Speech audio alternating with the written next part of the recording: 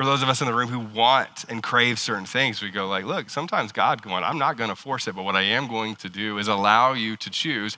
And you can choose to see and trust, or you can choose to see and not trust, but that decision is ultimately going to be yours. And here's why that's unsettling. Is there are people who are followers of Jesus and giving their life to Christ and live good lives, and we say this all the time, who are simply not experiencing God's best because they don't want to see. Your life is good enough where it feels like without God to move forward and go, I don't need you for real. So I'm not asking for you to help me to see what you want to see. I think God says, okay. Now then there are detrimental things. We've seen this too, where there's consequences to actions where you go like, oh man, I made this decision and it feels like it has followed me. And we said this last week, like, God hasn't promised to remove every consequence like that from our sin on the side of heaven, but what he does oftentimes is still meet us, or not oftentimes, all the time, meet us in the difficulty of those things.